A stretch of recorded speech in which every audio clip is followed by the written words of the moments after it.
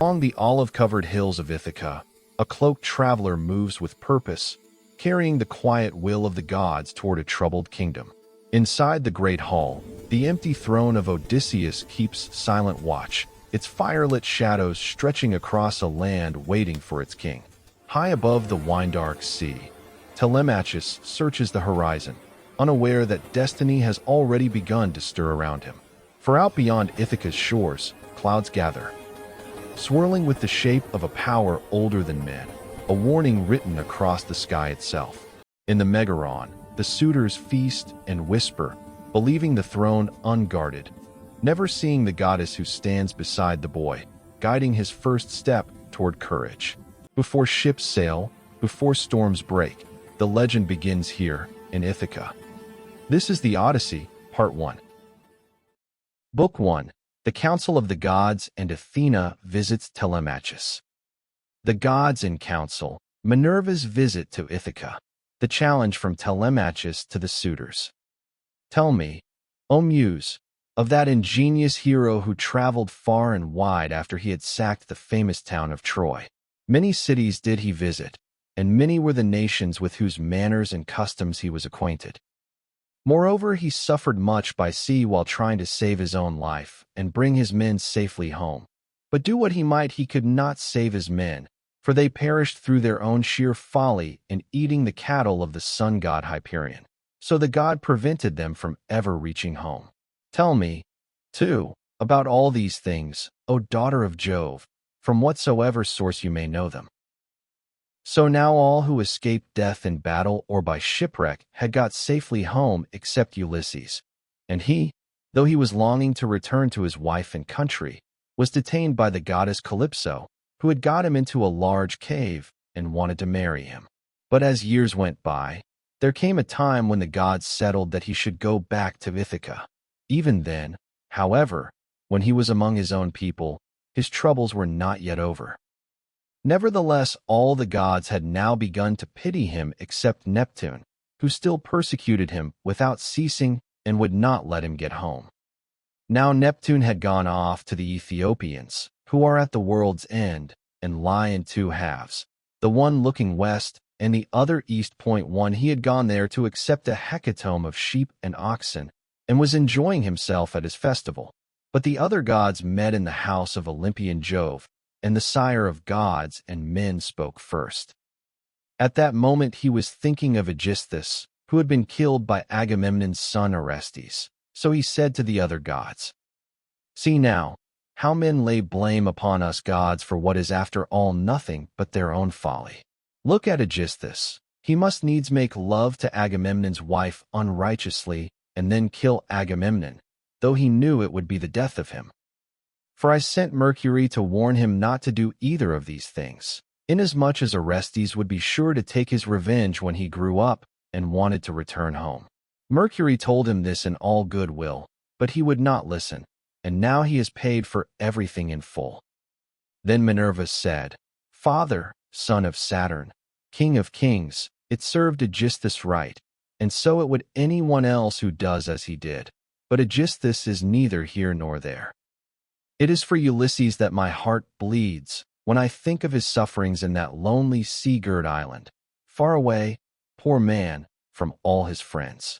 It is an island covered with forest, in the very middle of the sea, and a goddess lives there, daughter of the magician Atlas, who looks after the bottom of the ocean and carries the great columns that keep heaven and earth asunder. This daughter of Atlas has got hold of poor unhappy Ulysses, and keeps trying by every kind of blandishment to make him forget his home, so that he is tired of life, and thinks of nothing but how he may once more see the smoke of his own chimneys. You, sir, take no heed of this, and yet when Ulysses was before Troy, did he not propitiate you with many a burnt sacrifice? Why then should you keep on being so angry with him? And Jove said, My child, what are you talking about? How can I forget Ulysses than whom there is no more capable man on earth, nor more liberal in his offerings to the immortal gods that live in heaven? Bear in mind, however, that Neptune is still furious with Ulysses for having blinded an eye of Polyphemus, king of the Cyclopes. Polyphemus is son to Neptune by the nymph Thoosa, daughter to the sea king Phorcys. Therefore, though he will not kill Ulysses outright, he torments him by preventing him from getting home. Still, let us lay our heads together and see how we can help him to return. Neptune will then be pacified, for if we are all of a mind, he can hardly stand out against us. And Minerva said, Father, son of Saturn, king of kings, if, then, the gods now mean that Ulysses should get home, we should first send Mercury to the Ogygian island to tell Calypso that we have made up our minds, and that he is to return. In the meantime, I will go to Ithaca to put heart into Ulysses' son Telemachus. I will embolden him to call the Achaeans in assembly and speak out to the suitors of his mother Penelope, who persist in eating up any number of his sheep and oxen. I will also conduct him to Sparta and to Pylos, to see if he can hear anything about the return of his dear father, for this will make people speak well of him. So saying, she bound on her glittering golden sandals, imperishable, with which she can fly like the wind over land or sea. She grasped the redoubtable bronze-shod spear, so stout and sturdy and strong, wherewith she quells the ranks of heroes who have displeased her, and down she darted from the topmost summits of Olympus, whereon forthwith she was in Ithaca, at the gateway of Ulysses' house, disguised as a visitor, Mentes, chief of the Taphians, and she held a bronze spear in her hand. There she found the lordly suitors seated on hides of the oxen which they had killed and eaten, and playing draughts in front of the house. Men servants and pages were bustling about to wait upon them, some mixing wine with water in the mixing bowls, some cleaning down the tables with wet sponges and laying them out again, and some cutting up great quantities of meat. Telemachus saw her long before anyone else did. He was sitting moodily among the suitors, thinking about his brave father, and how he would send them flying out of the house, if he were to come to his own again and be honored as in days gone by. Thus brooding as he sat among them, he caught sight of Minerva and went straight to the gate, for he was vexed that a stranger should be kept waiting for admittance. He took her right hand in his own, and bade her give him her spear. "Welcome," said he, "to our house, and when you have partaken of food you shall tell us what you have come for." He led the way as he spoke, and Minerva followed him. When they were within, he took her spear and set it in the spear stand against a strong bearing post along with the many other spears of his unhappy father, and he conducted her to a richly decorated seat under which he threw a cloth of damask. There was a footstool also for her feet, too, and he set another seat near her for himself, away from the suitors, that she might not be annoyed while eating by their noise and insolence, and that he might ask her more freely about his father. A maid-servant then brought them water in a beautiful golden ewer and poured it into a silver basin for them to wash their hands, and she drew a clean table beside them. An upper servant brought them bread, and offered them many good things of what there was in the house. The carver fetched them plates of all manner of meats, and set cups of gold by their side, and a manservant brought them wine and poured it out for them. Then the suitors came in and took their places on the benches and seats. Forthwith men's servants poured water over their hands. Maids went round with the bread baskets. Pages filled the mixing bowls with wine and water, and they laid their hands upon the good things that were before them. As soon as they had had enough to eat and drink, they wanted music and dancing, which are the crowning embellishments of a banquet. So a servant brought a lyre to Phemius, whom they compelled perforce to sing to them. As soon as he touched his lyre and began to sing, Telemachus spoke low to Minerva, with his head close to hers that no man might hear. "I hope, sir," said he, "that you will not be offended with what I am going to say. Singing comes cheap to those who do not pay for it, and all this is done at the cost of one whose bones lie rotting in some wilderness or grinding to powder in the surf.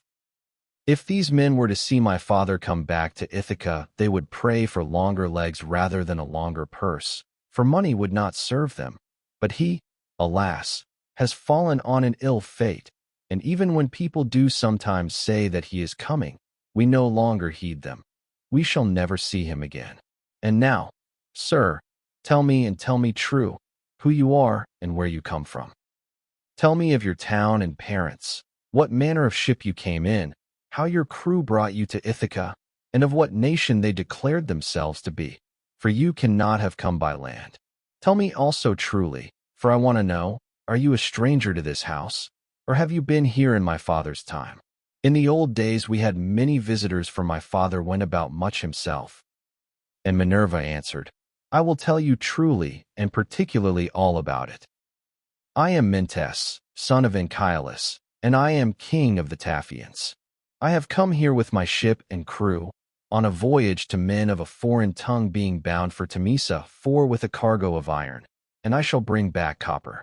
As for my ship, it lies over yonder off the open country away from the town, in the harbor Rhythron 5, under the wooded mountain Neritum. 6 Our fathers were friends before us, as old Laertes will tell you, if you will go and ask him.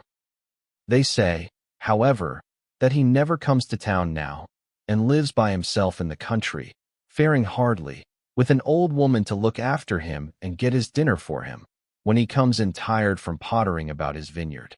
They told me your father was at home again, and that was why I came, but it seems the gods are still keeping him back, for he is not dead, yet not on the mainland. It is more likely he is on some sea-girt island in mid-ocean, or a prisoner among savages who are detaining him against his will. I am no prophet, and know very little about omens, but I speak as it is borne in upon me from heaven, and assure you that he will not be away much longer. For he is a man of such resource that even though he were in chains of iron, he would find some means of getting home again. But tell me, and tell me true, can Ulysses really have such a fine-looking fellow for a son? You are indeed wonderfully like him about the head and eyes, for we were close friends before he set sail for Troy, where the flower of all the Argives went also. Since that time we have never either of us seen the other.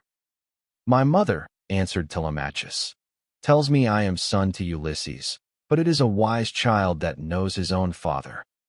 Would that I were son to one who had grown old upon his own estates, for, since you ask me, there is no more ill-starred man under heaven than he who they tell me is my father. And Minerva said, there is no fear of your race dying out yet, while Penelope has such a fine son as you are. But tell me, and tell me true, what is the meaning of all this feasting, and who are these people? What is it all about?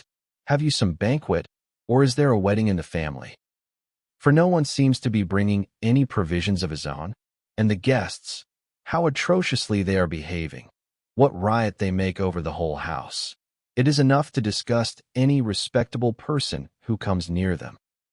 Sir, said Telemachus, as regards your question, so long as my father was here it was well with us and with the house, but the gods in their displeasure have willed it otherwise, and have hidden him away more closely than mortal man was ever yet hidden. I could have borne it better even though he were dead, if he had fallen with his men before Troy, or had died with friends around him when the days of his fighting were done, for then the Achaeans would have built a mound over his ashes, and I should myself have been heir to his renown. But now the storm winds have spirited him away we know not whither. He is gone without leaving so much as a trace behind him, and I inherit nothing but dismay. Nor does the matter end simply with grief for the loss of my father. Heaven has laid sorrows upon me of yet another kind, for the chiefs from all our islands, Dulichium, Same, and the woodland island of Zacynthus, as also all the principal men of Ithaca itself, are eating up my house under the pretext of paying their court to my mother, who will neither point-blank say that she will not marry, 7, nor yet bring matters to an end. So they are making havoc of my estate, and before long will do so also with myself. Is that so? Exclaimed Minerva. Then you do indeed want Ulysses home again.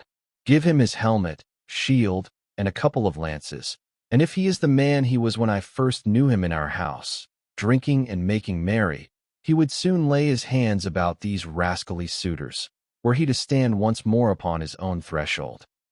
He was then coming from Ephyra, where he had been to beg poison for his arrows from Elos, son of Murmurus. Elos feared the ever-living gods and would not give him any, but my father let him have some, for he was very fond of him.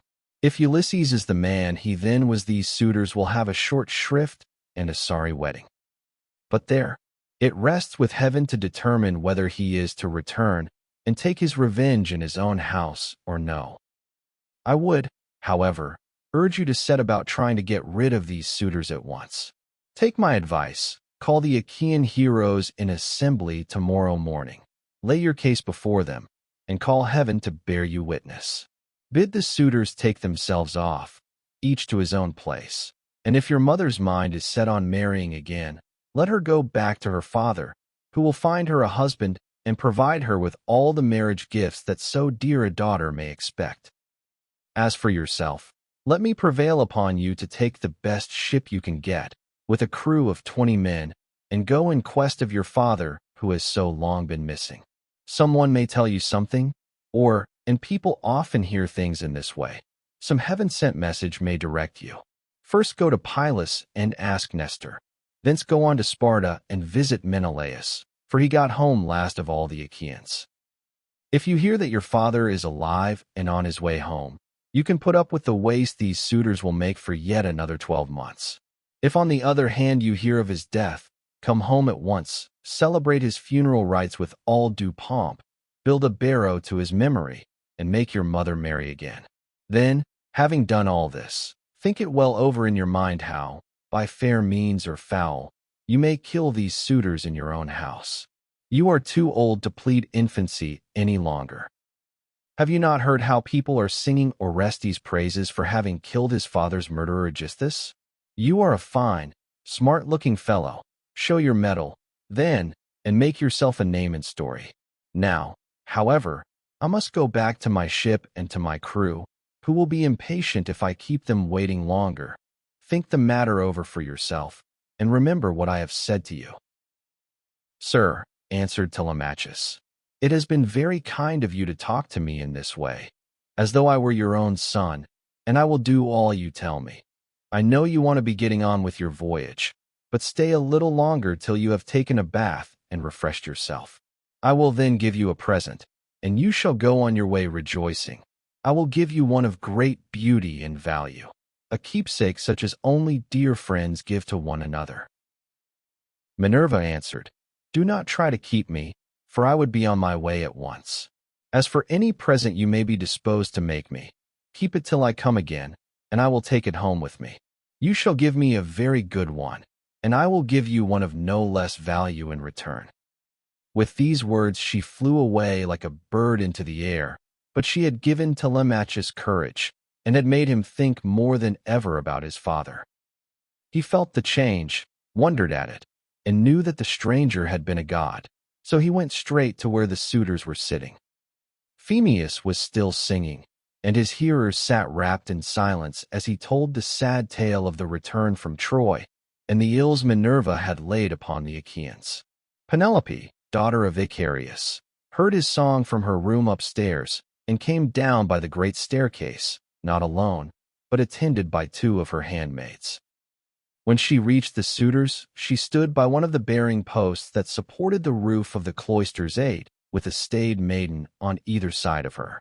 She held a veil, moreover, before her face, and was weeping bitterly. Phemius, she cried, you know many another feat of gods and heroes, such as poets love to celebrate.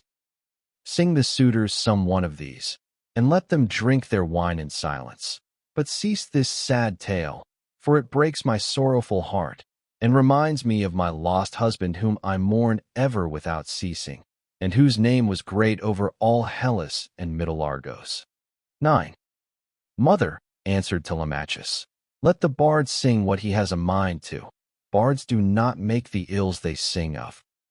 It is Jove, not they, who makes them, and who sends weal or woe upon mankind according to his own good pleasure. This fellow means no harm by singing the ill-fated return of the Danaans, for people always applaud the latest songs most warmly. Make up your mind to it, and bear it. Ulysses is not the only man who never came back from Troy, but many another went down as well as he. Go, then, within the house and busy yourself with your daily duties, your loom, your distaff, and the ordering of your servants, for speech is man's matter, and mine above all others 10, for it is I who am master here. She went wondering back into the house, and laid her sons saying in her heart. Then, going upstairs with her handmaids into her room, she mourned her dear husband till Minerva shed sweet sleep over her eyes. But the suitors were clamorous throughout the covered cloisters 11, and prayed each one that he might be her bedfellow. Then Telemachus spoke. Shameless, he cried, and insolent suitors, let us feast at our pleasure now, and let there be no brawling, for it is a rare thing to hear a man with such a divine voice as Phemius has. But in the morning meet me in full assembly, that I may give you formal notice to depart, and feast at one another's houses, turn and turn about, at your own cost. If on the other hand you choose to persist in sponging upon one man, heaven help me, but Jove shall reckon with you in full, and when you fall in my father's house there shall be no man to avenge you. The suitors bit their lips as they heard him, and marveled at the boldness of his speech. Then Antinous, son of Eupeithes, said, The gods seem to have given you lessons in bluster and tall talking. May Jove never grant you to be chief in Ithaca as your father was before you. Telemachus answered, Antinous, do not chide with me, but, God willing, I will be chief too, if I can. Is this the worst fate you can think of for me? It is no bad thing to be a chief, for it brings both riches and honor. Still, now that Ulysses is dead, there are many great men in Ithaca, both old and young, and some other may take the lead among them. Nevertheless, I will be chief in my own house, and will rule those whom Ulysses has won for me. Then Eurymachus, son of Polybus, answered, It rests with heaven to decide who shall be chief among us, but you shall be master in your own house, and over your own possessions. No one, while there is a man in Ithaca, shall do you violence, nor rob you. And now, my good fellow, I want to know about this stranger. What country does he come from? Of what family is he, and where is his estate? Has he brought you news about the return of your father, or was he on business of his own? He seemed a well-to-do man, but he hurried off so suddenly that he was gone in a moment before we could get to know him. My father is dead and gone, answered Telemachus. And even if some rumor reaches me, I put no more faith in it now. My mother does indeed sometimes send for a soothsayer and question him, but I give his prophesyings no heed. As for the stranger, he was Mentes, son of Anchialus, chief of the Taphians, an old friend of my father's. But in his heart he knew that it had been the goddess. The suitors then returned to their singing and dancing until the evening. But when night fell upon their pleasuring, they went home to bed, each in his own abode. 12 Telemachus's room was high up in a tower 13 that looked on to the outer court. Hither, then, he hied, brooding and full of thought. A good old woman, Euryclea, daughter of Ops, the son of Pisenor, went before him with a couple of blazing torches. Laertes had bought her with his own money when she was quite young. He gave the worth of 20 oxen for her, and shewed as much respect to her and his household as he did to his own wedded wife.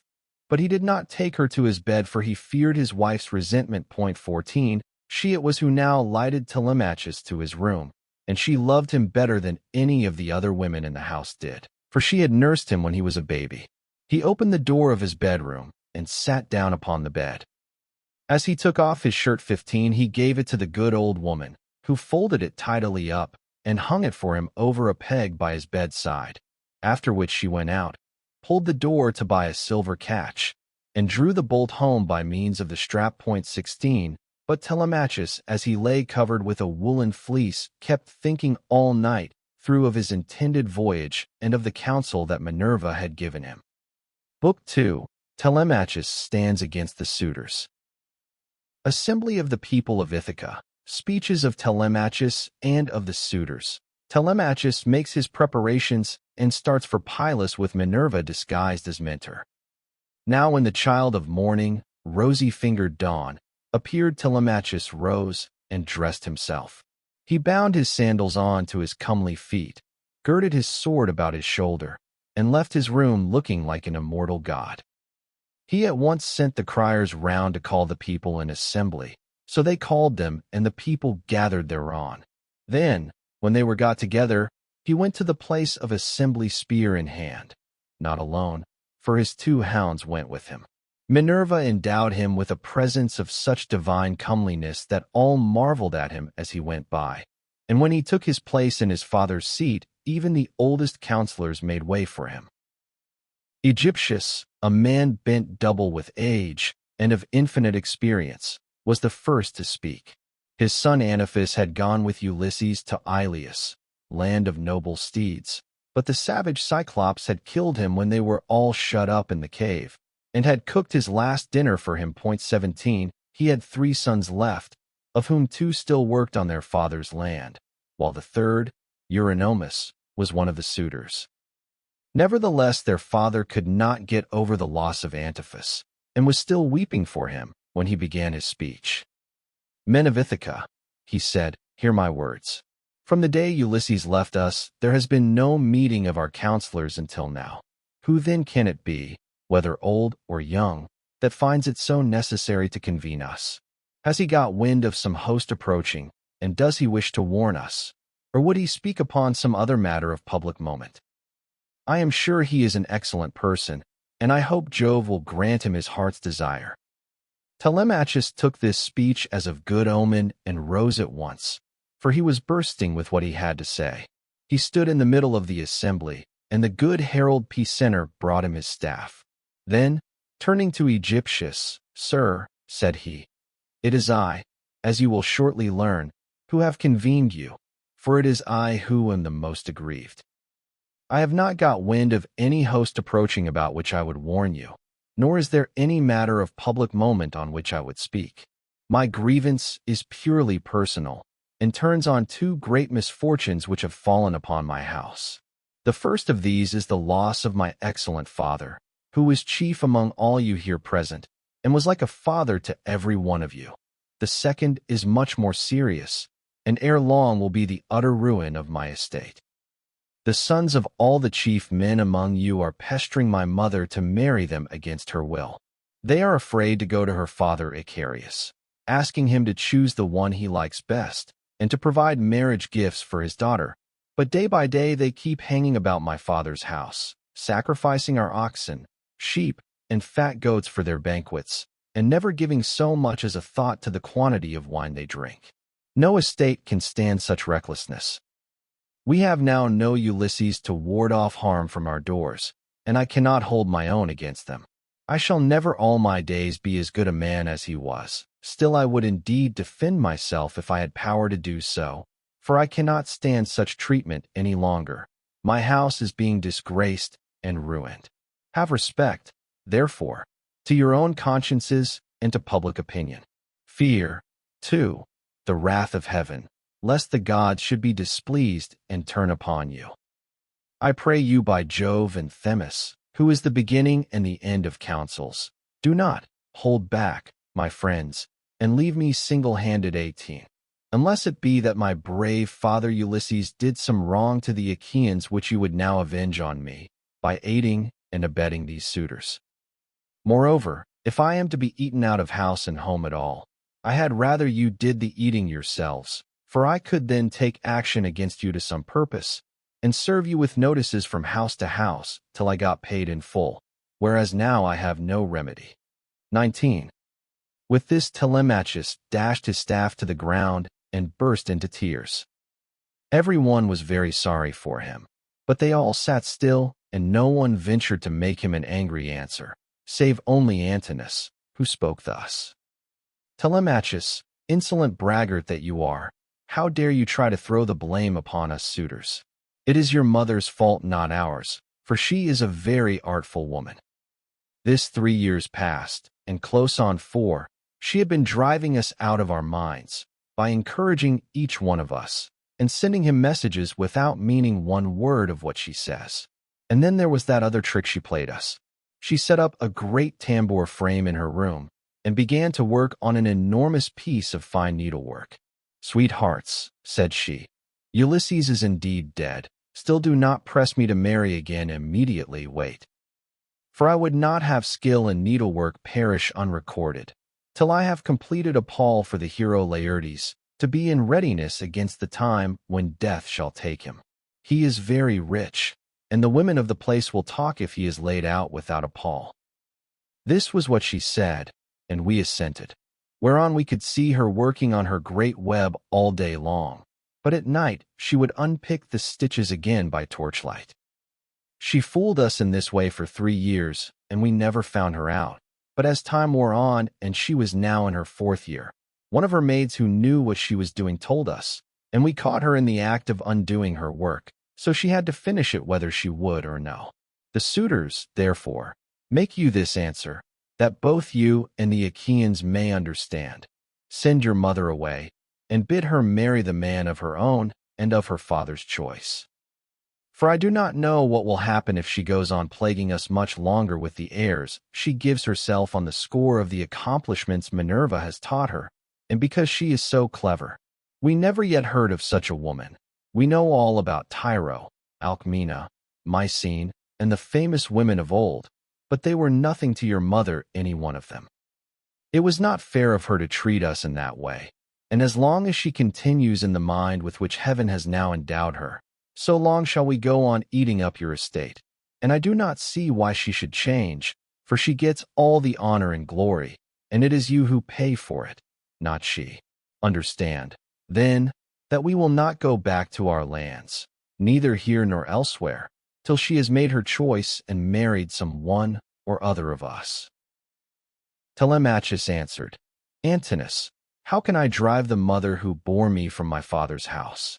My father is abroad, and we do not know whether he is alive or dead. It will be hard on me if I have to pay Icarius the large sum which I must give him if I insist on sending his daughter back to him.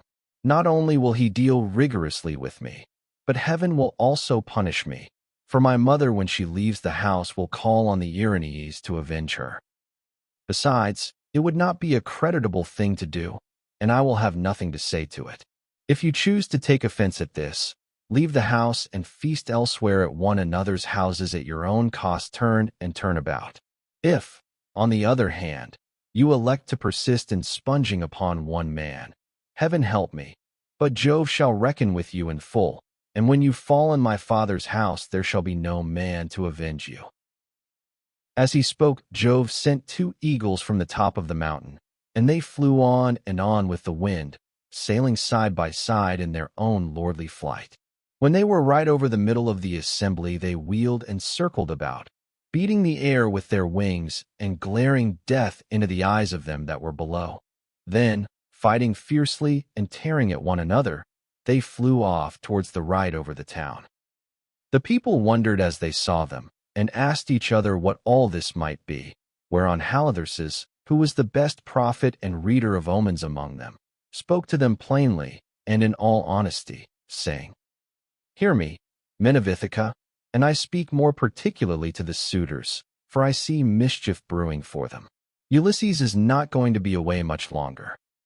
Indeed, he is close at hand to deal out death and destruction, not on them alone, but on many another of us who live in Ithaca. Let us then be wise in time, and put a stop to this wickedness before he comes. Let the suitors do so of their own accord. It will be better for them, for I am not prophesying without due knowledge. Everything has happened to Ulysses as I foretold when the Argives set out for Troy, and he with them. I said that after going through much hardship and losing all his men, he should come home again in the 20th year, and that no one would know him. And now all this is coming true." Eurymachus, son of Polybus, then said, "Go home, old man, and prophesy to your own children, or it may be worse for them. I can read these omens myself much better than you can. Birds are always flying about in the sunshine somewhere or other, but they seldom mean anything. Ulysses has died in a far country, and it is a pity you are not dead along with him. Instead of prating here about omens and adding fuel to the anger of Telemachus, which is fierce enough as it is. I suppose you think he will give you something for your family, but I tell you, and it shall surely be, when an old man like you, who should know better, talks a young one over till he becomes troublesome, in the first place his young friend will only fare so much the worse. He will take nothing by it, for the suitors will prevent this. And in the next, we will lay a heavier fine, sir, upon yourself than you will at all like paying, for it will bear hardly upon you. As for Telemachus, I warn him in the presence of you all to send his mother back to her father, who will find her a husband and provide her with all the marriage gifts so dear a daughter may expect. Till then we shall go on harassing him with our suit. For we fear no man, and care neither for him, with all his fine speeches, nor for any fortune-telling of yours. You may preach as much as you please, but we shall only hate you the more. We shall go back and continue to eat up Telemachus's estate without paying him, till such time as his mother leaves off tormenting us by keeping us day after day on the tiptoe of expectation, each vying with the other in his suit for a prize of such rare perfection. Besides, we cannot go after the other women whom we should marry in due course, but for the way in which she treats us. Then Telemachus said, Eurymachus, and you other suitors, I shall say no more, and entreat you no further, for the gods and the people of Ithaca now know my story. Give me, then, a ship and a crew of 20 men to take me hither and thither, and I will go to Sparta and to Pylos in quest of my father, who has so long been missing. Someone may tell me something, or, and people often hear things in this way, some heaven-sent message may direct me. If I can hear of him as alive and on his way home, I will put up with the waste you suitors will make for yet another 12 months. If on the other hand I hear of his death, I will return at once, celebrate his funeral rites with all due pomp, build a barrow to his memory, and make my mother marry again. With these words he sat down, and Mentor 20, who had been a friend of Ulysses, and had been left in charge of everything with full authority over the servants, rose to speak. He, then, plainly and in all honesty addressed them thus. Hear me, men of Ithaca, I hope that you may never have a kind and well-disposed ruler any more, nor one who will govern you equitably. I hope that all your chiefs henceforward may be cruel and unjust, for there is not one of you but has forgotten Ulysses, who ruled you as though he were your father. I am not half so angry with the suitors, for if they choose to do violence in the naughtiness of their hearts, and wager their heads that Ulysses will not return, they can take the high hand and eat up his estate. But as for you others, I am shocked at the way in which you all sit still without even trying to stop such scandalous goings-on, which you could do if you chose, for you are many, and they are few. Leocritus, son of Evenor, answered him, saying, Mentor, what folly is all this, that you should set the people to stay us? It is a hard thing for one man to fight with many about his victuals. Even though Ulysses himself were to set upon us while we are feasting in his house, and do his best to oust us, his wife, who wants him back so very badly, would have small cause for rejoicing, and his blood would be upon his own head if he fought against such great odds. There is no sense in what you have been saying.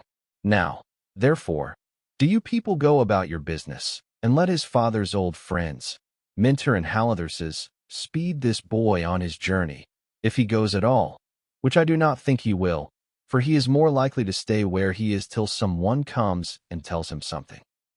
On this, he broke up the assembly, and every man went back to his own abode, while the suitors returned to the house of Ulysses. Break time equals 0. 25s/. Then Telemachus went all alone by the seaside, washed his hands in the gray waves, and prayed to Minerva. Hear me, he cried, you god who visited me yesterday, and bade me sail the seas in search of my father who has so long been missing. I would obey you, but the Achaeans, and more particularly the wicked suitors, are hindering me that I cannot do so. As he thus prayed, Minerva came close up to him in the likeness and with the voice of Mentor. Telemachus, said she, if you are made of the same stuff as your father, you will be neither fool nor coward henceforward, for Ulysses never broke his word nor left his work half done. If, then, you take after him, your voyage will not be fruitless. But unless you have the blood of Ulysses and of Penelope in your veins, I see no likelihood of your succeeding. Sons are seldom as good men as their fathers. They are generally worse, not better. Still, as you are not going to be either fool or coward henceforward, and are not entirely without some share of your father's wise discernment, I look with hope upon your undertaking. But mind you never make common cause with any of those foolish suitors, for they have neither sense nor virtue, and give no thought to death and to the doom that will shortly fall on one and all of them, so that they shall perish on the same day. As for your voyage, it shall not be long delayed. Your father was such an old friend of mine that I will find you a ship, and will come with you myself. Now, however, return home, and go about among the suitors. Begin getting provisions ready for your voyage. See everything well stowed, the wine in jars, and the barley meal, which is the staff of life, in leathern bags, while I go round the town and beat up volunteers at once. There are many ships in Ithaca, both old and new. I will run my eye over them for you, and will choose the best. We will get her ready, and will put out to sea without delay. Thus spoke Minerva, daughter of Jove, and Telemachus lost no time in doing as the goddess told him. He went moodily home, and found the suitors flaying goats and singeing pigs in the outer court. Antinous came up to him at once and laughed as he took his hand in his own, saying, Telemachus, my fine fire-eater, bear no more ill blood neither in word nor deed, but eat and drink with us as you used to do. The Achaeans will find you in everything, a ship and a picked crew to boot, so that you can set sail for Pylos at once and get news of your noble father. Antinous, answered Telemachus, I cannot eat in peace, nor take pleasure of any kind with such men as you are. Was it not enough that you should waste so much good property of mine while I was yet a boy? Now that I am older and know more about it, I am also stronger, and whether here among this people, or by going to Pylos, I will do you all the harm I can. I shall go, and my going will not be in vain, though, thanks to you suitors, I have neither ship nor crew of my own, and must be passenger, not captain. As he spoke, he snatched his hand from that of Antinous. Meanwhile the others went on getting dinner ready about the buildings, 21 jeering at him tauntingly as they did so. Telemachus, said one youngster, means to be the death of us. I suppose he thinks he can bring friends to help him from Pylos, or again from Sparta, where he seems bent on going. Or will he go to Ephyra as well, for poison to put in our wine and kill us? Another said, perhaps if Telemachus goes on board ship, he will be like his father and perish far from his friends. In this case we should have plenty to do, for we could then divide up his property amongst us. As for the house, we can let his mother and the man who marries her have that. This was how they talked.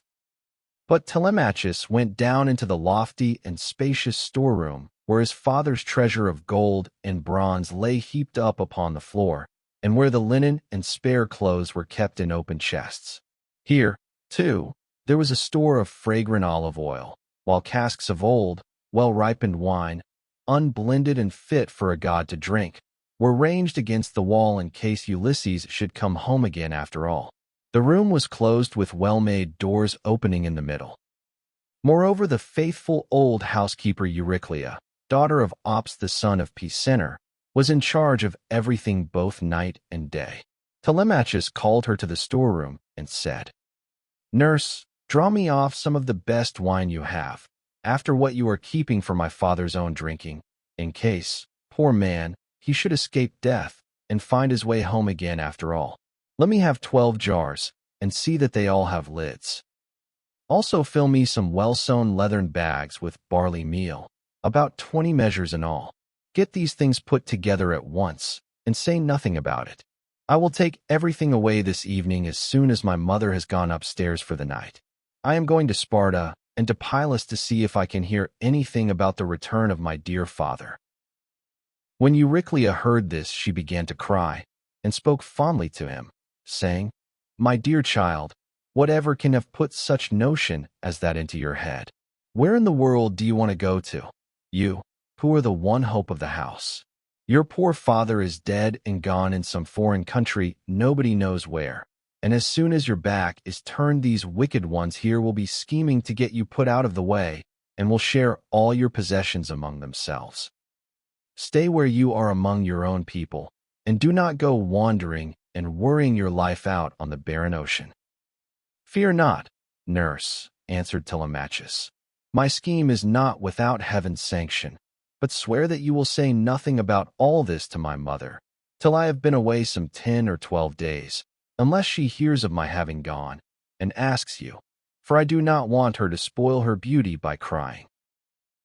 The old woman swore most solemnly that she would not, and when she had completed her oath, she began drawing off the wine into jars, and getting the barley meal into the bags, while Telemachus went back to the suitors.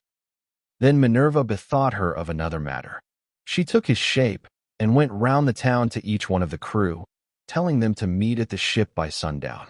She went also to Nomon son of Phronius, and asked him to let her have a ship, which he was very ready to do. When the sun had set and darkness was over all the land, she got the ship into the water, put all the tackle on board her that ships generally carry, and stationed her at the end of the harbor. Presently the crew came up, and the goddess spoke encouragingly to each of them. Furthermore, she went to the house of Ulysses, and threw the suitors into a deep slumber.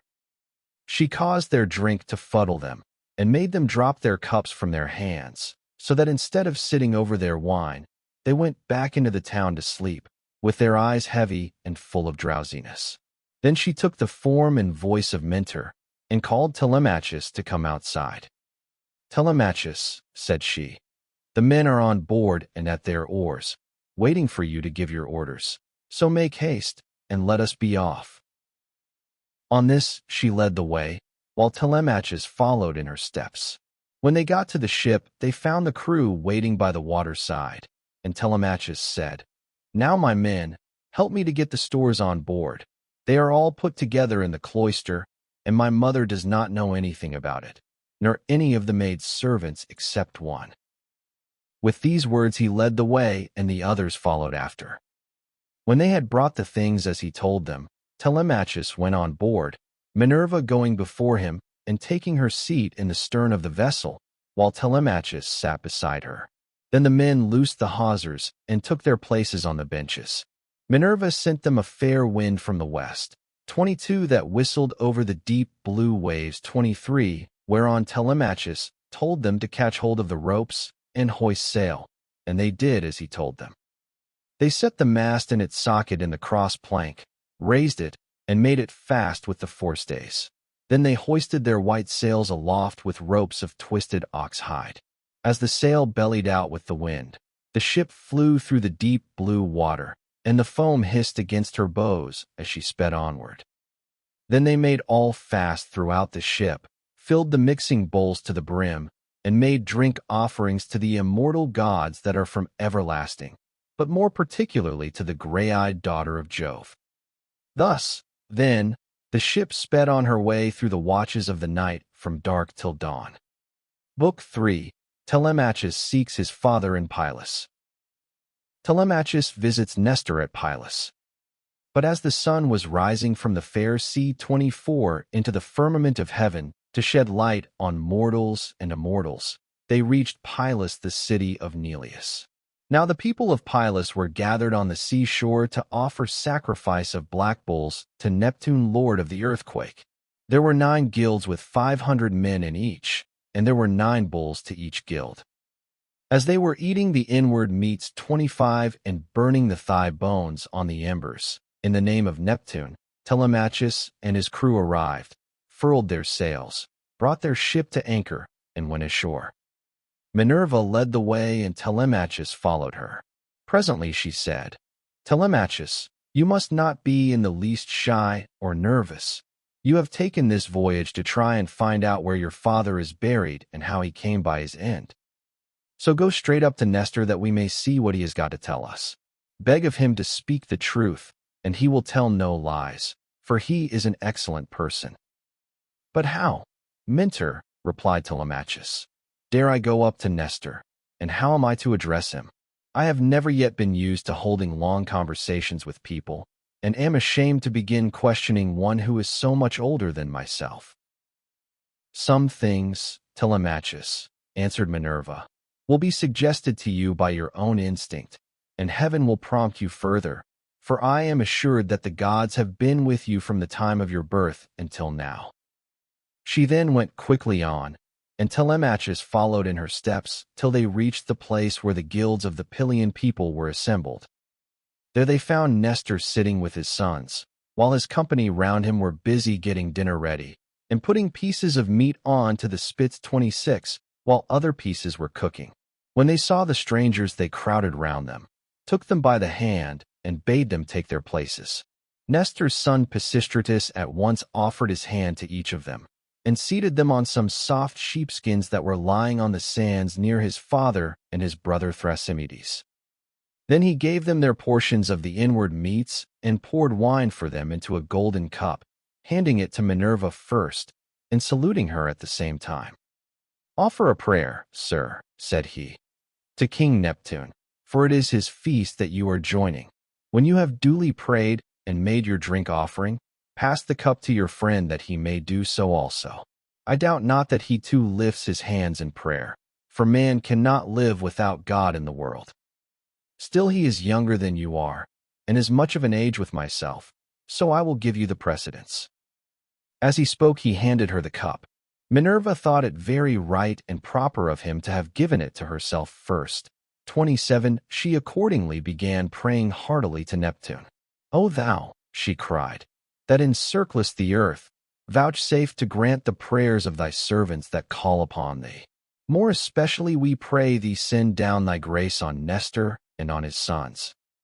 Thereafter also make the rest of the Pylian people some handsome return for the goodly hecatomb they are offering you. Lastly, grant Telemachus and myself a happy issue, in respect of the matter that has brought us in our ship to Pylos." When she had thus made an end of praying, she handed the cup to Telemachus, and he prayed likewise. By and by, when the outer meats were roasted and had been taken off the spits, the carvers gave every man his portion, and they all made an excellent dinner. As soon as they had had enough to eat and drink, Nestor, knight of Gerene, began to speak. "Now," said he, "that our guests have done their dinner, it will be best to ask them who they are. Who, then, sir strangers, are you, and from what port have you sailed? Are you traders? Or do you sail the seas as rovers with your hand against every man, and every man's hand against you?" Telemachus answered boldly, for Minerva had given him courage to ask about his father and get himself a good name. "Nestor," said he, "son of Neleus, honor to the Achaean name. You ask whence we come, and I will tell you.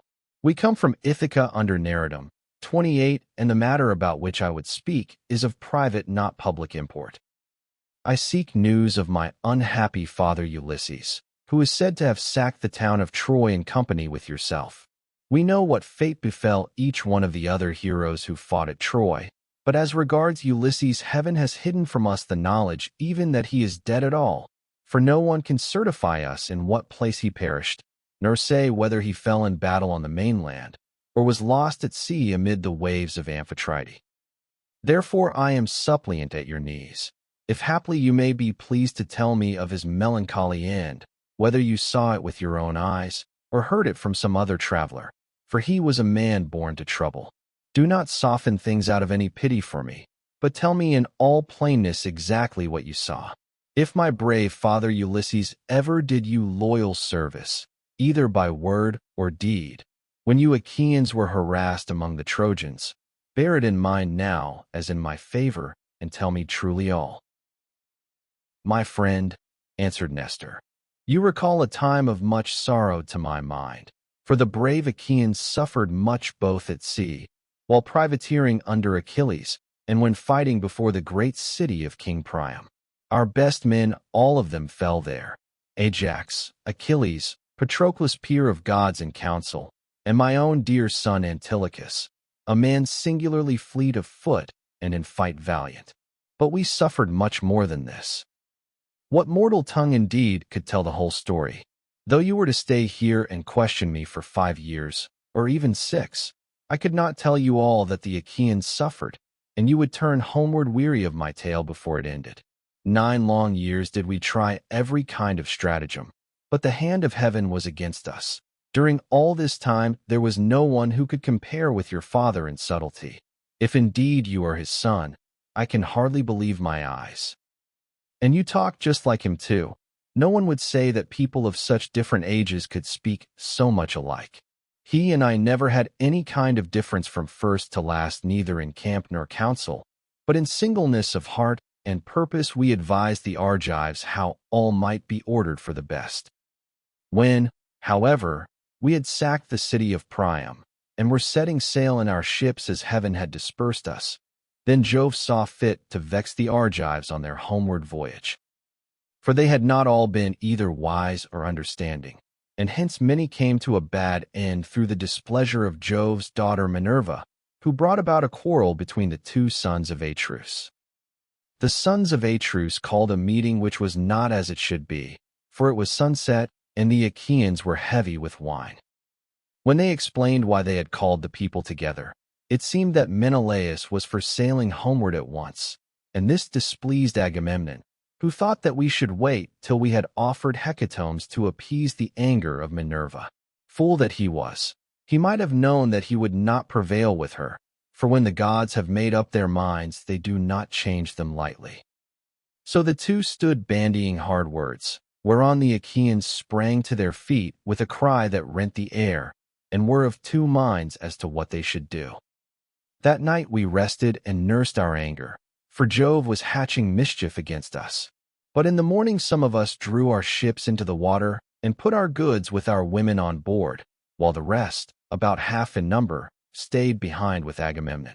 We, the other half, embarked and sailed. And the ships went well, for heaven had smoothed the sea.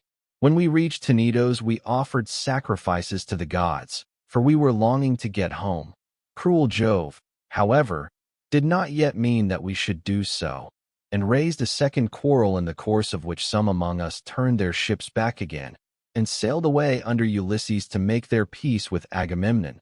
But I, and all the ships that were with me, pressed forward, for I saw that mischief was brewing. The son of Tydeus went on also with me, and his crews with him. Later on Menelaus joined us at Lesbos, and found us making up our minds about our course, for we did not know whether to go outside Chios by the island of Syra, keeping this to our left, or inside Chios, over against the stormy headland of Mimas. So we asked heaven for a sign, and were shown one to the effect that we should be soonest out of danger if we headed our ships across the open sea to Euboea. This we therefore did, and a fair wind sprang up which gave us a quick passage during the night to Geriestus. 29, where we offered many sacrifices to Neptune for having helped us so far on our way.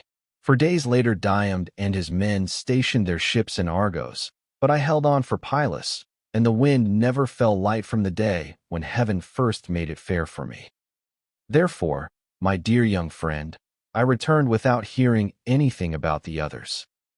I know neither who got home safely nor who were lost, but, as in duty bound, I will give you without reserve the reports that have reached me since I have been here in my own house. They say the Myrmidons returned home safely under Achilles' son Neoptolemus. So also did the valiant son of Poeas, Philoctetes. Idomeneus, again, lost no men at sea, and all his followers who escaped death in the field got safe home with him to Crete. No matter how far out of the world you live, you will have heard of Agamemnon and the bad end he came to at the hands of Aegisthus, and a fearful reckoning did Aegisthus presently pay. See what a good thing it is for a man to leave a son behind him to do as Orestes did, who killed false Aegisthus, the murderer of his noble father. You too, then, for you are a tall, smart-looking fellow, show your mettle and make yourself a name in story. Nestor, son of Neleus, answered Telemachus, honor to the Achaean name. The Achaeans applaud Orestes, and his name will live through all time, for he has avenged his father nobly. Would that heaven might grant me to do like vengeance on the insolence of the wicked suitors, who are ill-treating me and plotting my ruin. But the gods have no such happiness in store for me and for my father. so we must bear it as best we may." "My friend," said Nestor, "now that you remind me, I remember to have heard that your mother has many suitors who are ill-disposed towards you and are making havoc of your estate. Do you submit to this tamely, or are public feeling and the voice of heaven against you? Who knows but what Ulysses may come back after all, and pay these scoundrels in full, either single-handed or with a force of Achaeans behind him? If Minerva were to take as great a liking to you as she did to Ulysses when we were fighting before Troy, for I never yet saw the gods so openly fond of anyone as Minerva then was of your father, if she would take as good care of you as she did of him, these wooers would soon some of them forget their wooing." Telemachus answered, "I can expect nothing of the kind. It would be far too much to hope for. I dare not let myself think of it, even though the gods themselves will that no such good fortune could befall me." On this Minerva said, "Telemachus, what are you talking about? Heaven has a long arm if it is minded to save a man. And if it were me, I should not care how much I suffered before getting home, provided I could be safe when I was once there. I would rather this than get home quickly and then be killed in my own house as Agamemnon was by the treachery of Aegisthus and his wife. Still, death is certain, and when a man's hour is come, not even the gods can save him, no matter how fond they are of him." "Mentor," answered Telemachus, "do not let us talk about it any more. There is no chance of my father's ever coming back. The gods have long since counseled his destruction. There is something else, however, about which I should like to ask Nestor, for he knows much more than anyone else does. They say he has reigned for 3 generations, so that it is like talking to an immortal. Tell me, therefore, Nestor, and tell me true, how did Agamemnon come to die in that way?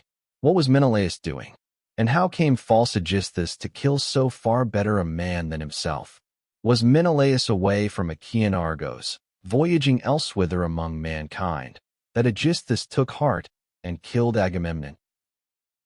"I will tell you truly," answered Nestor, "and indeed you have yourself divined how it all happened. If Menelaus, when he got back from Troy, had found Aegisthus still alive in his house, there would have been no barrow heaped up for him, not even when he was dead, but he would have been thrown outside the city to dogs and vultures, and not a woman would have mourned him, for he had done a deed of great wickedness. But we were over there, fighting hard at Troy, and Aegisthus, who was taking his ease quietly in the heart of Argos, cajoled Agamemnon's wife Clytemnestra with incessant flattery. At first she would have nothing to do with his wicked scheme, for she was of a good natural disposition. 30 moreover there was a bard with her, to whom Agamemnon had given strict orders on setting out for Troy, that he was to keep guard over his wife. But when heaven had counseled her destruction, Aegisthus carried this bard off to a desert island and left him there for crows and seagulls to batten upon. After which she went willingly enough to the house of Aegisthus. Then he offered many burnt sacrifices to the gods, and decorated many temples with tapestries and gilding, for he had succeeded far beyond his expectations. Meanwhile Menelaus and I were on our way home from Troy, on good terms with one another. When we got to Sunium, which is the point of Athens, Apollo with his painless shafts killed Phrontis the steersman of Menelaus' ship, and never man knew better how to handle a vessel in rough weather. So that he died then and there with the helm in his hand, and Menelaus, though very anxious to press forward, had to wait in order to bury his comrade and give him his due funeral rites. Presently, when he too could put to sea again, and had sailed on as far as the Malian heads, Jove counseled evil against him and made it blow hard till the waves ran mountains high. Here he divided his fleet, and took the one half towards Crete, where the Sidonians dwell round about the waters of the river Iardanus. There is a high headland hereabouts stretching out into the sea from a place called Gortyn, and all along this part of the coast as far as Festus the sea runs high, when there is a south wind blowing. But after Festus the coast is more protected, for a small headland can make a great shelter. Here this part of the fleet was driven on to the rocks and wrecked. But the crews just managed to save themselves. As for the other 5 ships, They were taken by winds and seas to Egypt, where Menelaus gathered much gold and substance among people of an alien speech. Meanwhile, Odysseus here at home plotted his evil deed. For 7 years after he had killed Agamemnon, he ruled in Mycene, and the people were obedient under him. But in the 8th year Orestes came back from Athens to be his bane, and killed the murderer of his father. Then he celebrated the funeral rites of his mother and of false Aegisthus by a banquet to the people of Argos, and on that very day Menelaus came home, 31 with as much treasure as his ships could carry. Take my advice then, and do not go traveling about for long so far from home, nor leave your property with such dangerous people in your house. They will eat up everything you have among them, and you will have been on a fool's errand. Still, I should advise you by all means to go and visit Menelaus, who has lately come off a voyage among such distant peoples as no man could ever hope to get back from, when the winds had once carried him so far out of his reckoning. Even birds cannot fly the distance in a 12-month. So vast and terrible are the seas that they must cross. Go to him, therefore, by sea, and take your own men with you. Or if you would rather travel by land, you can have a chariot, you can have horses, and here are my sons who can escort you to Lacedaemon, where Menelaus lives. Beg of him to speak the truth, and he will tell you no lies, for he is an excellent person. As he spoke, the sun set, and it came on dark, whereon Minerva said, Sir, all that you have said is well. Now, however, order the tongues of the victims to be cut, and mix wine that we may make drink offerings to Neptune and the other immortals, and then go to bed, for it is bedtime. People should go away early and not keep late hours at a religious festival. Thus spoke the daughter of Jove, and they obeyed her, saying. Men's servants poured water over the hands of the guests, while pages filled the mixing bowls with wine and water, and handed it round after giving every man his drink offering. Then they threw the tongues of the victims into the fire, and stood up to make their drink offerings. When they had made their offerings, and had drunk each as much as he was minded, Minerva and Telemachus were for going on board their ship, but Nestor caught them up at once, and stayed them. Heaven and the immortal gods, he exclaimed, forbid that you should leave my house to go on board of a ship. Do you think I am so poor and short of clothes, or that I have so few cloaks, and as to be unable to find comfortable beds both for myself and for my guests? Let me tell you, I have store both of rugs and cloaks, and shall not permit the son of my old friend Ulysses to camp down on the deck of a ship, not while I live. Nor yet will my sons after me, but they will keep open house as I have done. Then Minerva answered, Sir, you have spoken well, and it will be much better that Telemachus should do as you have said. He, therefore, shall return with you and sleep at your house, but I must go back to give orders to my crew and keep them in good heart. I am the only older person among them. The rest are all young men of Telemachus' own age, who have taken this voyage out of friendship. So I must return to the ship and sleep there. Moreover, tomorrow I must go to the Cauconians, where I have a large sum of money long owing to me. As for Telemachus, now that he is your guest, send him to Lacedaemon in a chariot, and let one of your sons go with him. Be pleased to also provide him with your best and fleetest horses.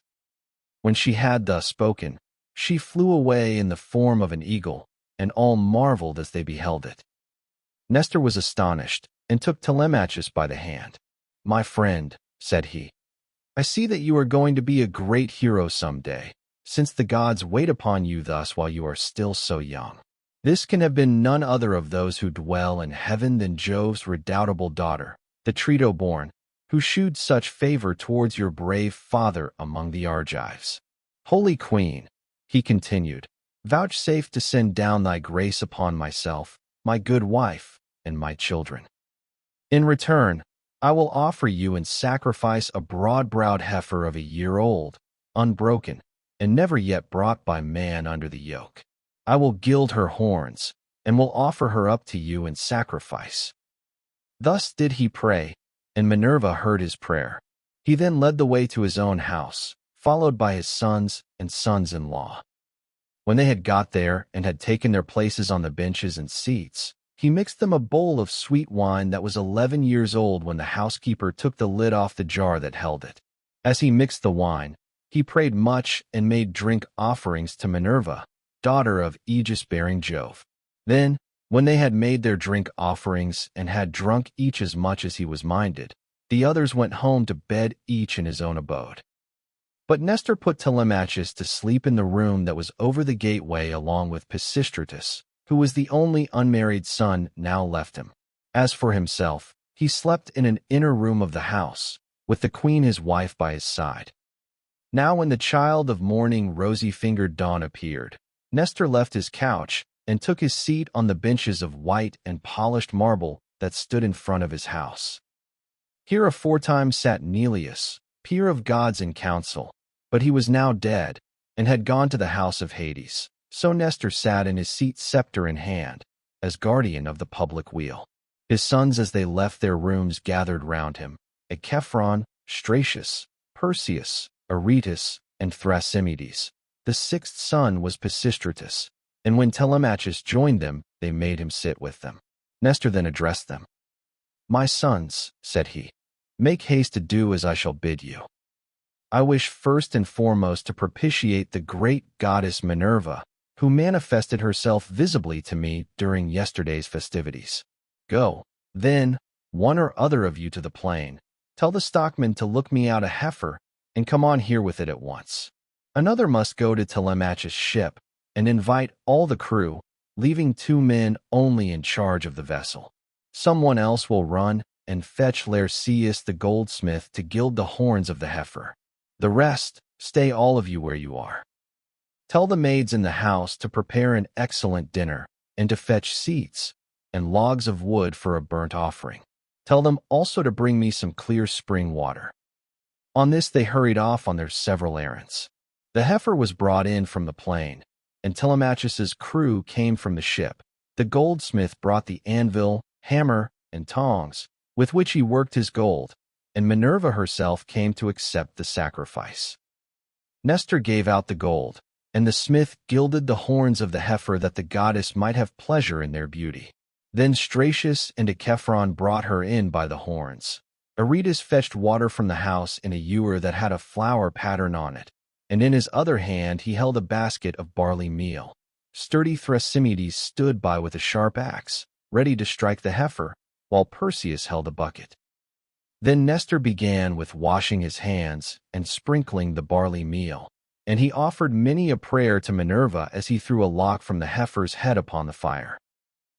When they had done praying and sprinkling the barley meal, 32 Thrasymedes dealt his blow, and brought the heifer down with a stroke that cut through the tendons at the base of her neck, whereon the daughters-in-law of Nestor, and his venerable wife Eurydice, she was eldest daughter to Clymenus, screamed with delight.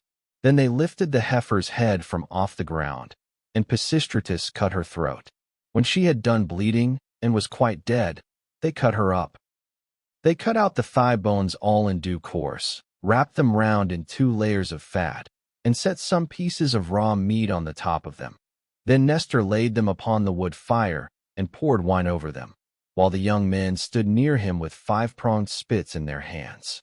When the thighs were burned and they had tasted the inward meats, they cut the rest of the meat up small, put the pieces on the spits, and toasted them over the fire. Meanwhile lovely Polycaste, Nestor's youngest daughter, washed Telemachus. When she had washed him and anointed him with oil, she brought him a fair mantle and shirt, 33, and he looked like a god as he came from the bath, and took his seat by the side of Nestor. When the outer meats were done, they drew them off the spits and sat down to dinner, where they were waited upon by some worthy henchmen, who kept pouring them out their wine in cups of gold. As soon as they had had enough to eat and drink, Nestor said, "Sons, put Telemachus's horses to the chariot that he may start at once." Thus did he speak, and they did even as he had said, and yoked the fleet horses to the chariot. The housekeeper packed them up a provision of bread, wine, and sweetmeats fit for the sons of princes. Then Telemachus got into the chariot, while Pisistratus gathered up the reins and took his seat beside him. He lashed the horses on, and they flew forward nothing loath into the open country, leaving the high citadel of Pylus behind them. All that day did they travel, swaying the yoke upon their necks till the sun went down and darkness was over all the land. Then they reached Pheræ where Diocles lived, who was son to Ortilochus and grandson to Alpheus. Here they passed the night, and Diocles entertained them hospitably. When the child of morning, rosy-fingered dawn, appeared, they again yoked their horses and drove out through the gateway under the echoing gatehouse. 34 Pisistratus lashed the horses on, and they flew forward nothing loath. Presently they came to the corn lands of the open country, and in the course of time completed their journey, so well did their steeds take them. 35. Now when the sun had set and darkness was over the land. Book 4, The Spartan Revelations about Odysseus. The visit to King Menelaus, who tells his story. Meanwhile the suitors in Ithaca plot against Telemachus. They reached the low-lying city of Lacedaemon, where they drove straight to the abode of Menelaus 36, and found him in his own house, feasting with his many clansmen in honor of the wedding of his son, and also of his daughter, whom he was marrying to the son of that valiant warrior Achilles. He had given his consent and promised her to him while he was still at Troy, and now the gods were bringing the marriage about. So he was sending her with chariots and horses to the city of the Myrmidons, over whom Achilles' son was reigning. For his only son he had found a bride from Sparta, 37, the daughter of Elector.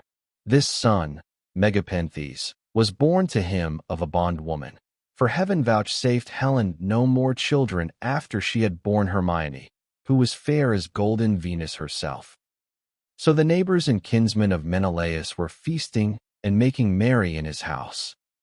There was a bard also to sing to them and play his lyre, while 2 tumblers went about performing in the midst of them when the man struck up with his tune. 38. Telemachus and the son of Nestor stayed their horses at the gate, whereon Eteoneus' servant to Menelaus came out, and as soon as he saw them ran hurrying back into the house to tell his master.